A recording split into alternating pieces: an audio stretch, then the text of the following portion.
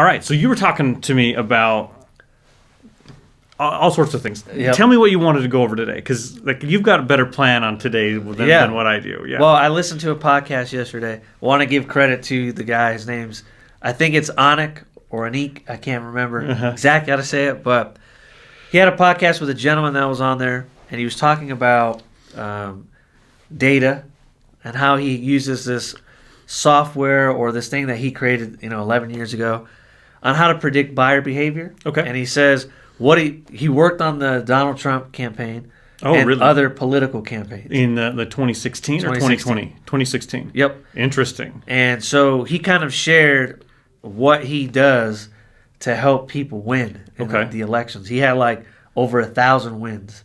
Really? In politics. So sounds like he knows what he's doing, right? Well, I mean, I will say politics is where you get some of the most sophisticated advertising, especially presidential politics in America. And so even though you may not like a particular candidate or you may prefer whatever, all of that aside, from an advertising perspective, there's a lot of interesting strategies that can be learned by looking at how they're doing their online ads, because they have massive budgets, they have huge incentives to do a really good job, they have access to some of the most intelligent advertisers and creative advertisers out there. And so it's a good place to learn some great strategies. What he shared was basically what they would do is figure out, they come up, based on the research data that he had, 10 to 12 different messages that most likely would work based off the data. And then they would test those 10 or 12 to then figure out which one or two resonate the most. Okay. And then from those one or two, have 100-something variations of those one or two messages. So when you say one or two messages, you're not talking specific wording, but you're talking like angles, right? I believe that's what he meant. A message angle, and then you just find a bunch of different ways to say that exact same thing. Correct. That's what it sounded like. That's what it sounded like. If I were to sum up American politics advertising and the messages they're getting out there, I would put it kind of in that realm, in that there's a handful of messages and they just say that over and over and over again, but in different ways. They say it in debates, they say it on commercials, they say it in interviews, they say it in press conferences. But if you notice, it's almost always the same small set of messages, just said in a different way. Well, and the interesting part about what he said was applying it to business. He says what you would do is you have to figure out first what platforms your customer's actually on, and then know your customers very deep. And so he used an example of a chair company that was running, I guess, most of their ad spend on Facebook to sell chairs.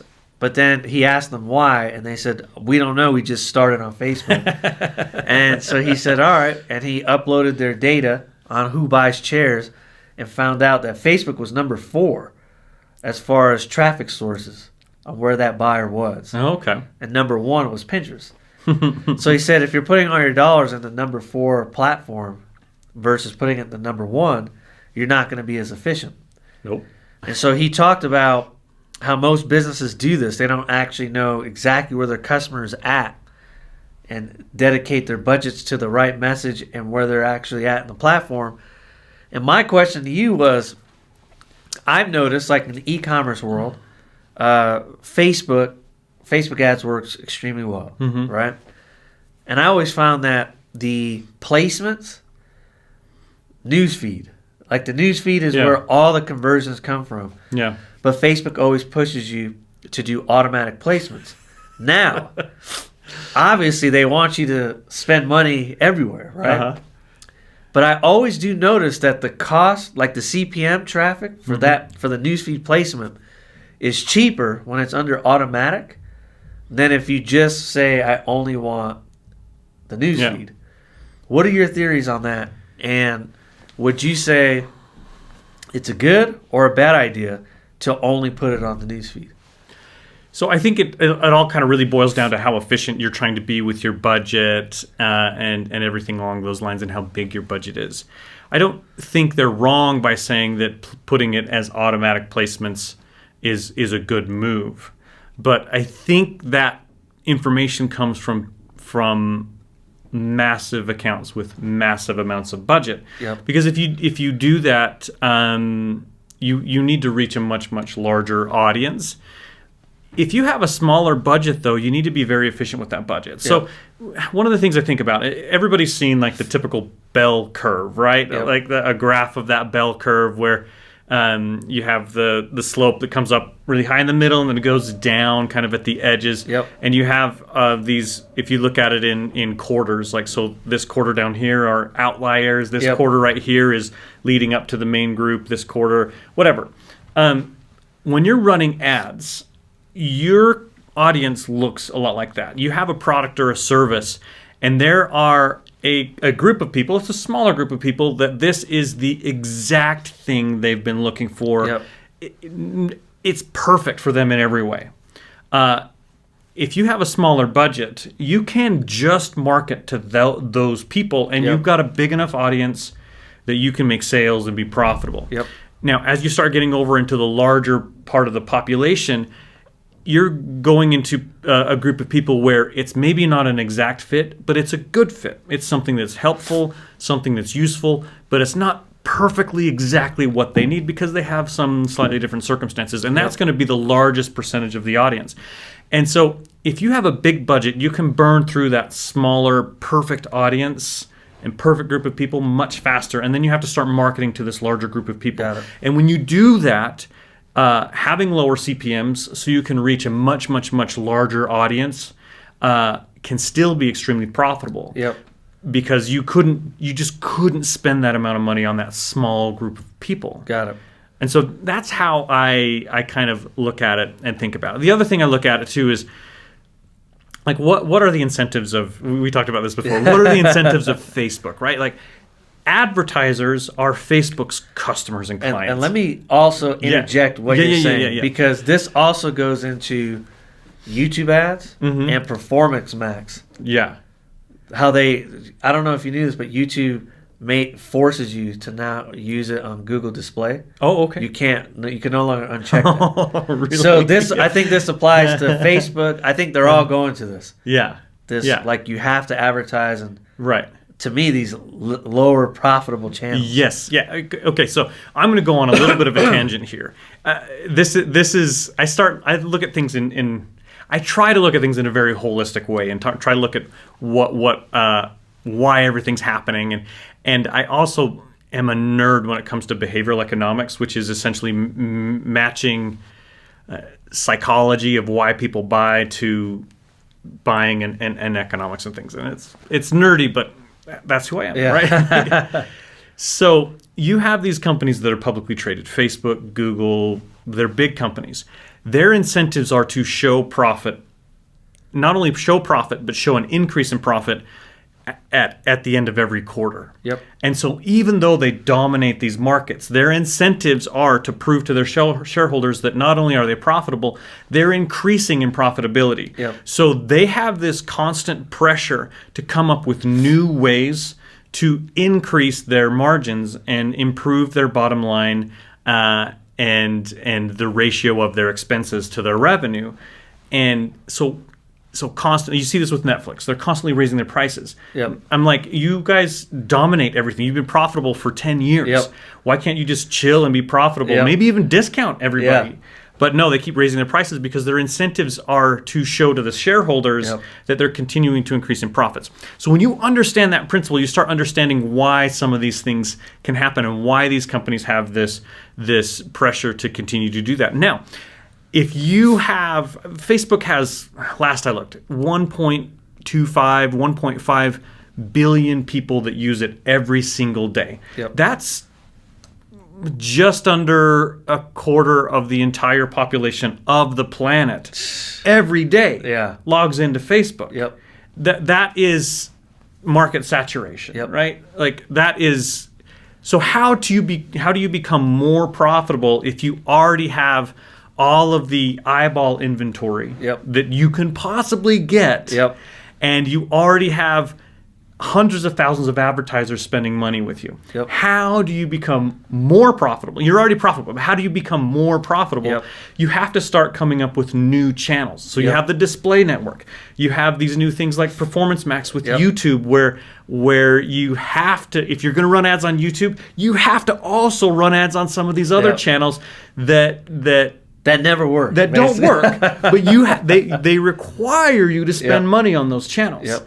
Right? And the same thing is with Facebook. Facebook keeps coming, they have their audience network, which Yep. is like Google's display ads. They have in-stream video Yep. ads. So they can say, hey, we have this new inventory. Yep. But and they might even start shifting over to, forcing people to do that. Yep. And so when you take all of that into consideration, this is why they're doing some of those things. And to advertisers, we're thinking, well, that's stupid. Yep. That's not helping us make money. They don't care. They don't care. They're trying to increase their profitability. Now, I'm not saying this is a terrible thing and they're evil for doing all Yeah. this stuff. I'm just saying understanding the incentives is what helps you understand why some of this is happening. And when you understand why some of this is happening, you can kind of start to predict and see moves and be a leader and a front runner in Yep. some of these new strategies as an advertiser, because I can't call up Zuckerberg and say, hey, why are you doing this? This is Yep. stupid. Yep. This is affecting my Yeah. agency. Yep.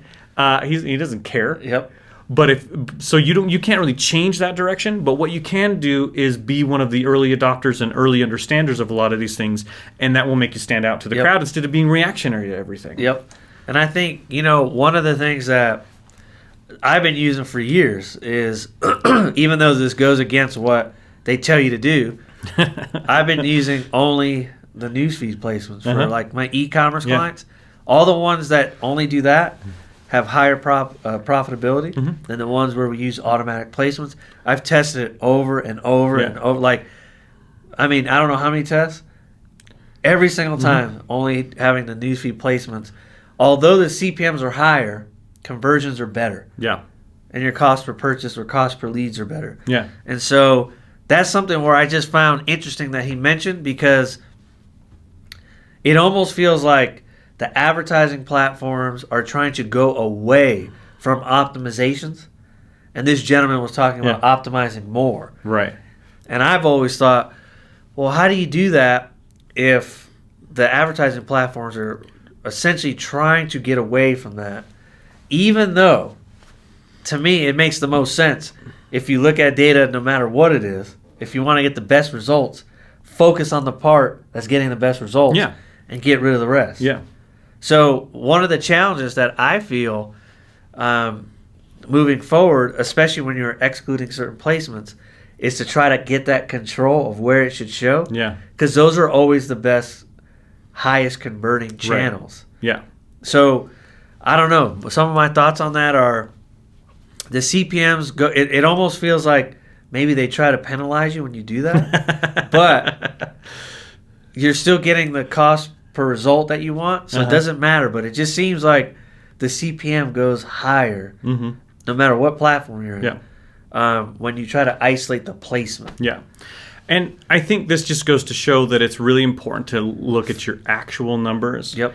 And maybe not trust the numbers the ad platform is reporting to you, not because they're lying to you, but because it's very difficult for an ads platform to be completely accurate. But Yep. then you look at your actual numbers. We spent, just your high level numbers. We spent this much in ads. We made this much revenue. We know this revenue came from our email list and not from ads. Yep. And we know this part of our revenue maybe came from organic, but this came from ads, and then run those numbers and be like, all right, we're doing good. We should keep doing more. Plus, spending more on ads builds up our email list. Our email list is almost pure profit when we Yep. sell off the email list, right? And so just looking at those high-level numbers and then constantly testing. You've probably heard the saying, you know what the definition of insane is? Doing the same thing Yep. over and over and over again and expecting a different result. Well, that's not really true for marketers. Because you're not technically, even if I run the exact same test in 2 months, Yep. Audience network and all the placement, automatic placements versus feed placements, even if I run the exact same test in 2 months, so many things have changed behind the scenes with Facebook's algorithm and Google's algorithm or whatever, and how they handle ads, that you're not running the same test. And so you need to run those exact same tests to see, are my conclusions still valid? Because there's been all these other things that change that I don't know. They don't publish all of their changes. We don't know. So we need to kind of constantly run that. And that's one of the things I really like about you, Greg, is you're like, well, I'll test it again. And you test it again, and you're like, still the same. But as soon as that changes, you'll know. Whereas all of the other advertisers and marketers and media buyers or whatever, they will get burned. They'll be like, oh, this used to work. What's going on? And so you have to constantly test and question what's going on at the current state. And that's what I'm constantly doing, is looking at, well, it looks like this is what's going on right now, and making those adjustments. Another thing that I noticed is, when you're running the ads, with attribution. So we're doing this test with shutting off a certain channel with our ads to see how much it's actually impacting it. And the attribution in all of our data shows that it wasn't that impactful. But as soon as we've shut it off, we have seen a massive impact. A big drop in purchases. And so that's another thing, is to try to figure out, like, where are the ad platforms missing the results, like not giving themselves credit. Right? Because this channel is, as soon as we turned it off, we've already seen literally a 70% drop in income. Wow. But that's not what it shows when it's turned on. And so that's like an interesting thing, is it's almost like you have to test turning on and turning off things to figure out what's impacting the bottom line. Well, I think we're constantly kind of, we'll never get to kind of where this was, but we're constantly kind of moving towards getting creative with how you detect the success of an ad, like you used to have to do with direct mail marketing and with billboard advertising or whatever. It's, you got to put it up and kind of see, and then look at your high level numbers. You don't have the direct feedback. There was that sweet spot for about 10 years where none of the ad platforms cared about privacy. And so marketers could have really accurate data. Well, now there's a lot of privacy concerns with iOS 14, 15, and upcoming 16. Those are going to have a lot of changes. Google has announced their advertiser sandbox, which on Android is going to... Which is always good news for marketers. More changes. And that's going to impact some things as well. And so you got to look at those high level numbers, and you got to think differently about things. Like one of the things you were talking about earlier, I want to circle back to was Pinterest. I mean, how many advertisers that listen to this podcast here have even spent $1 on Pinterest? I know. I have, but not many. Not many. And full disclosure, probably maybe maximum $1,000 spent. On Pinterest. And Pinterest feels. It's been a while since I've run some ads in there, but it feels kind of old school. It's kind of clunky. It's probably improved since I've used it, but that might be kind of a turn off to people. But if your audience is there, Pinterest has a lot of ad inventory. A lot of eyeballs look at Pinterest every day, and the people that are browsing Pinterest have different buying behaviors than the people that are browsing Facebook. Oftentimes, people that are browsing Pinterest are looking to do something. Whereas if you're on Facebook, you're looking to kill some time. Or argue with someone about politics. Most likely that. Most likely that. But if you're on Pinterest, you are in, your typical Pinterest user is in a creative, I'm going to make something, I'm going to create something, I'm looking for ideas, I'm looking for a product concept or whatever, and that's a way different buying mindset and a good buying mindset if you're an advertiser. Exactly. So I think, so going back to even channels. So here's like the next thought process. What would you do in the case where, let's say most of your customers are on Instagram. Right? But when you advertise only on Instagram, the cost for that placement is much higher. To me, logically, it makes sense to disregard that Mm-hmm. because they're already there. Yeah. So you just have to like make that work. Yeah. Versus saying we'll target audience everywhere, like Instagram audience everywhere. Mm-hmm. That's a question I have because to me, sometimes when I'm working with clients, they will believe that their audience is on one channel, but it's actually on another. And then they almost want to force you Yeah. to go where they want, where they wish it were, versus where it's at. Right. So, what are your thoughts on isolating channel? For example, if all your customers are on Instagram, would you just advertise on Instagram? Or would you Yeah. take the Instagram audience and advertise everywhere? What are your thoughts on that? I mean, it all just boils down to testing, right? And budget. If I have a smaller budget, I would just advertise just on Instagram and then find ways to make that offer more profitable to cover the cost of the increased cost of that traffic, Yep. the increased CPMs of that traffic. And some ways you could do that would be bundling or a special offer or an upsell, or maybe you have a freebie and then you do most of your actual selling via email or text Yep. messaging or something like that, something that's a little cheaper but more impactful.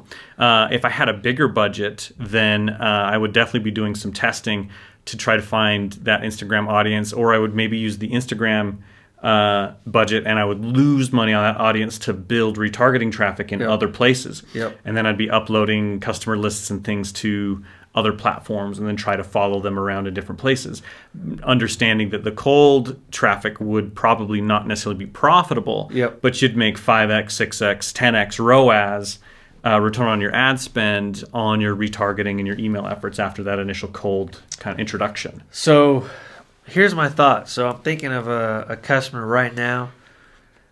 Most of their purchases happen on Facebook, Okay. right? Would you, my theory or thought would be to put more budget.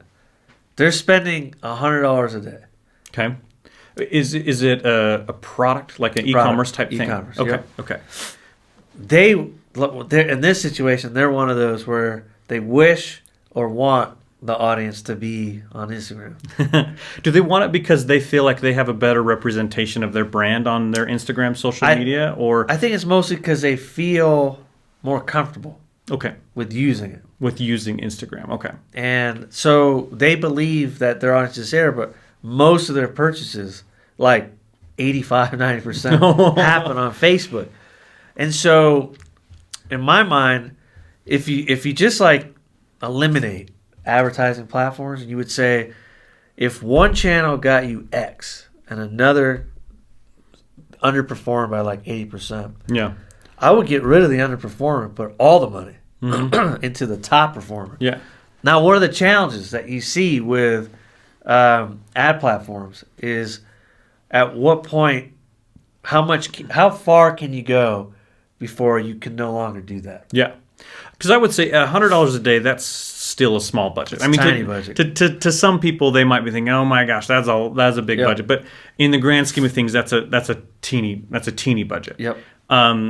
And so, as far as scaling that up, you might blow through that tiny perfect audience pretty quick if you were to go to say $300 a day or $500 a day. Yep.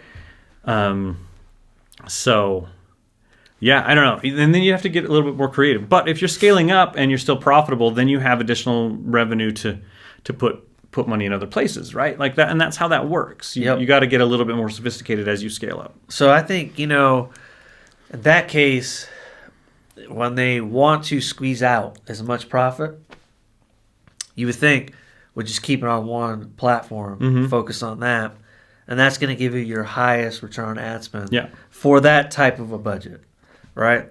Obviously, when you start spending $500,000 a day or more, you have to expand the where these can go, because, like you said, there's only so many perfect customers in one channel.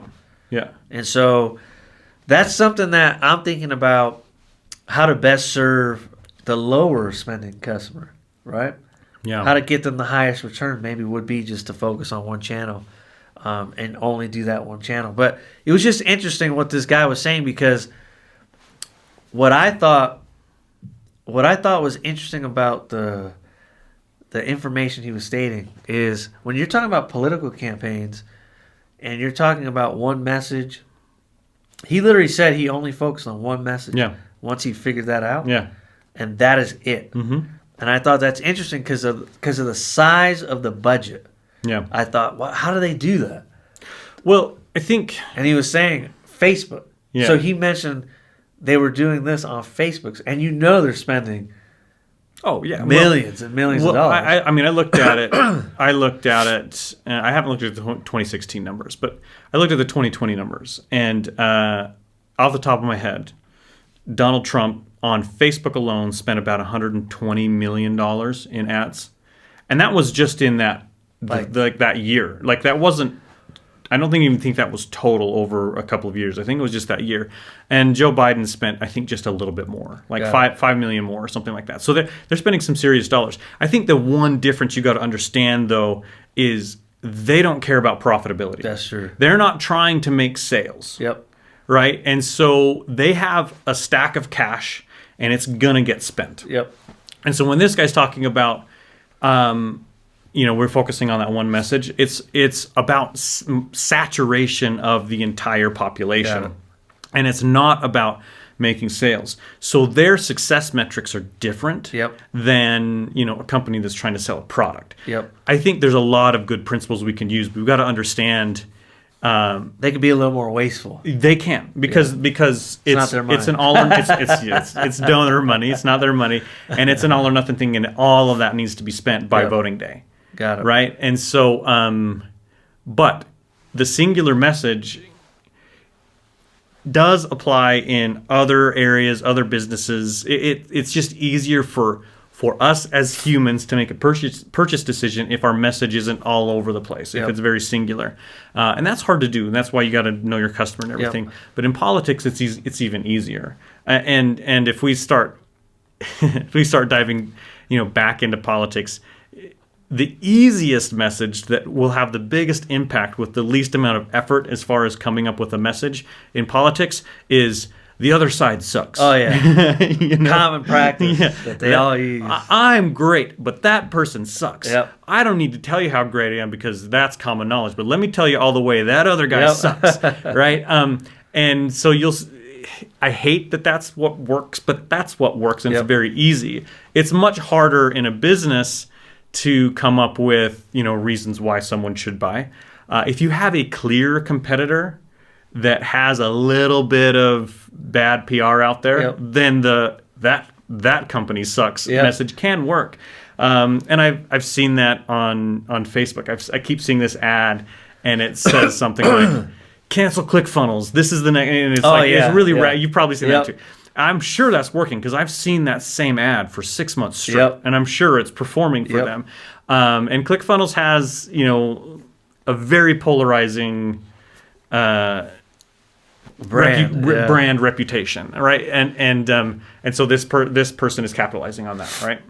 So it's interesting because as we were talking about messaging, all I could think about was, how do you spend $100 million on Facebook and not burn through literally every single person that would be in that, political class? Yeah.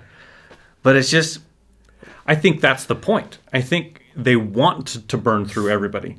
They want everybody to see that message. And they don't care if they get ad fatigue at all, because they want every single person that's on Facebook to see that message. And here's the funny thing, though. Even in 2020, I don't think I saw very many Trump or Biden ads. Yeah, myself. Me neither. Myself. It was weird, but they were blowing a lot of money, which makes me think maybe they're targeting a different age demographic or something like that. Or the only place here's where I saw they were using Google Discovery ads heavily. That's where I saw a lot of the advertisements. Yeah.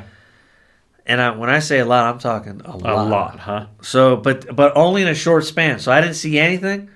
And then like that final month, it was like I could not go anywhere on YouTube without seeing it. Yeah. Like it was above every video I was watching on the Yeah. side, and I was Yeah. like, man, I wonder how much they're spending on this campaign because A lot. A lot. I can't. Yeah. I literally can't Yeah. go anywhere without seeing it. Yeah, it's interesting. I mean, here we're having local elections here in Utah, and I've seen quite a few local YouTube ads Oh, okay. for a couple of candidates. There's one particular candidate in Utah that there is a clear effort to get that person not reelected. I actually think I know what ad you're talking about. And Is it an in-stream ad? Or like pre-roll, or is it? It was a pre-roll on yeah. YouTube. Is the ones that I've been seeing. I haven't actually seen this on Facebook, but I've seen it on YouTube quite a bit. And so that's been pretty interesting. But I think as advertisers get a little bit more sophisticated, and you're going to see just more and more digital ads for Yep. local stuff, because it's not as hard. It's more approachable now for someone than Yep. it used to be. Yep. So yeah. Yeah, and I think YouTube it's like TV. Yeah. Right. I mean, they literally have YouTube TV. So when you're trying to mimic maybe TV campaigns, YouTube is a great example. This gentleman also brought up. I'm glad that we said that, because he said the new thing that they're actually focusing on is, and I can't remember how he described it, but it's TV advertising, but not like the traditional TV advertising. Like streaming TV advertising? I think so, because he was saying right now the tracking and all that with IP addresses is the wild, wild west, and he referred to it as just like Facebook was years ago. And he's like, so that's where we're actually focusing most of our efforts on right now. Interesting. Is a place that's not as controlled, basically. Curious. I'll have to look into that a little bit. Yeah, it was an interesting, when he brought it up, I was like, wow. You could even see the interviewer was like, really, what's that? Yeah. So that'll probably be the next new thing. And then they'll clamp down on that eventually when they figure out that it's being used with too much information. But yeah, I just thought the interview was interesting just because of talking about optimizations and what you can do.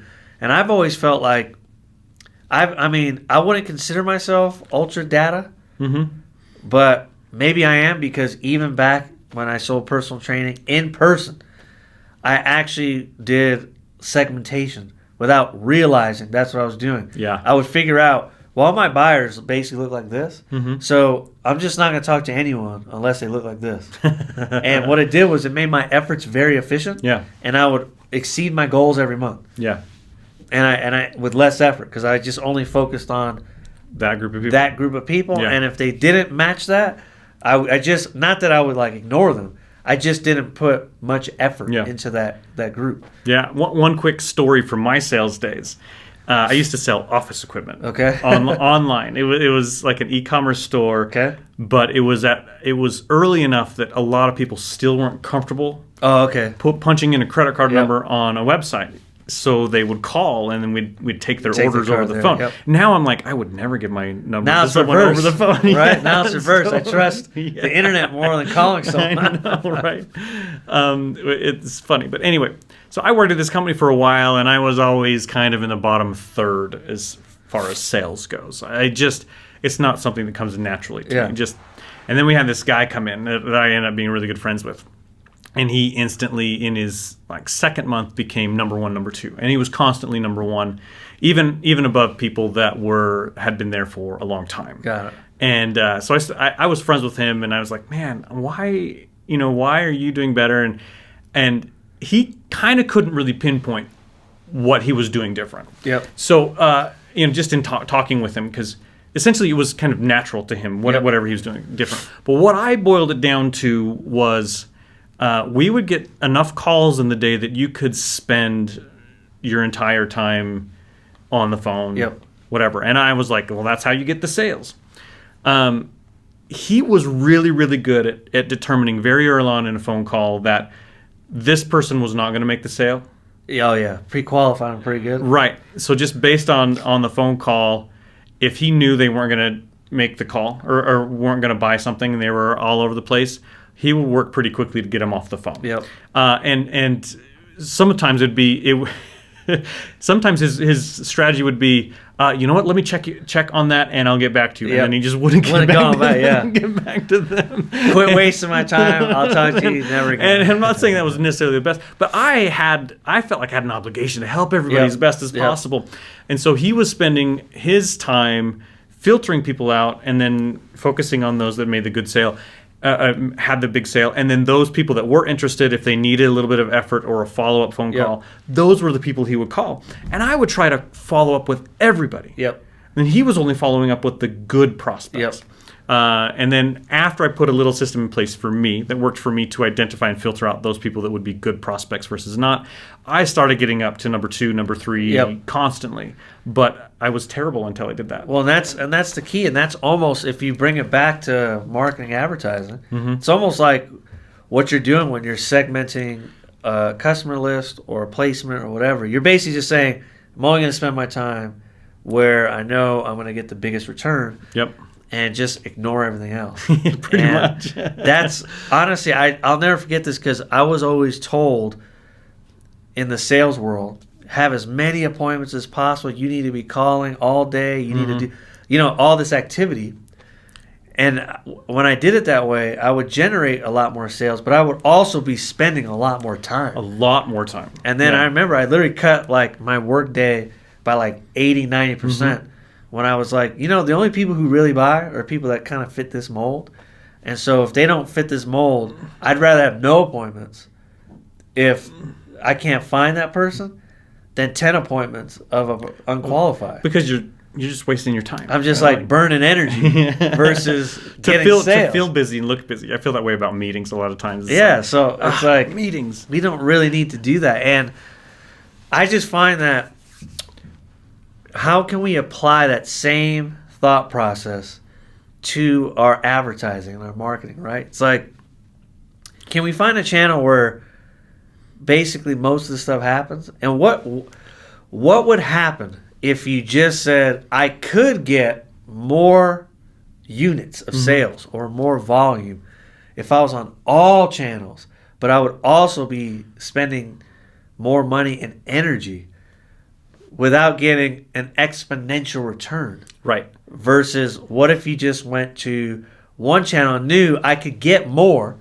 by expanding channels, but more is not always better. How do I get more efficient? Yep. And just focus on that. That's constantly what I'm thinking about is how do we become more efficient? That's what makes you, stand out, right? Because if you go talk to a typical traditional agency, they're going to say, we're going to list you on all these channels. You'll be in front of millions of people. And they're kind of incentivized to do that because they kind of want the advertising process to be complicated, so you feel like you need the agency. And I think when people come to you, they're like, we're just going to advertise on one place? When you're like, well, if that's working, why would we expand until we blow through it and all of that? But if it continually works and we can scale up with the budget you guys have, why do we need to do something more complicated? We don't. You guys don't want to do that? I think, and that's always the challenge is, in general, the overall message that I feel like you're told most of the time is to do more without any explanation of why and what the trade-offs are. Right. Like, so if you do more, you can get more, but like the ratio of effort versus return is not like, it's like scaling ads, right? You get your best returns on lower spends, but when you start spending an unbelievable amount of money, that you start to get, what do they say? It's diminishing returns. Diminishing returns. The point of diminishing returns, I couldn't think of that word for some reason, but basically that's what happens, right? How do you view other ad platforms and more activity? You have to look at it as that could also be a form of diminishing returns because you only have so much time, energy, resources to get the returns you want. You see what I'm saying? Like, so if you want high returns, focus on the area that could get you high returns and stay focused on that. And if you must have all sorts of other channels, maybe just do some low dollar retargeting. Yep. Right? That's kind of a set and forget type of a thing. Yep. Right? Even if it's just $5-10 a day, whatever. So you're still showing up. You'll probably be profitable on that traffic. Yep. But you don't have to put a ton of effort into it. Yeah, that's fine. And I feel like that's probably the best use, because every time I analyze accounts and see what works the best, what it really is focus on the What's most working, profitable things that are doing, and how do we just do more of that and discipline yourself to not do anything else. Well, you got to understand, and we got to wrap this up because it's getting old, but you got to understand too, Facebook's a big place. Yep. So if your most profitable traffic is on Facebook, Yep.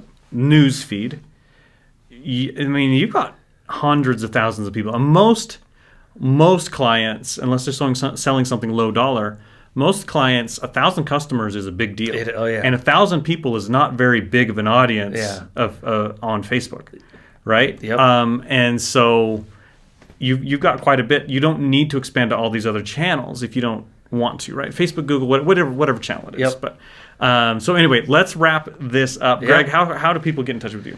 GregMarshall.co. You could book a free strategy session. And BlakeBuse.com/SM3 is probably the best place to catch me right now. So until next time. Okay, we'll catch you guys later. Bye. Bye.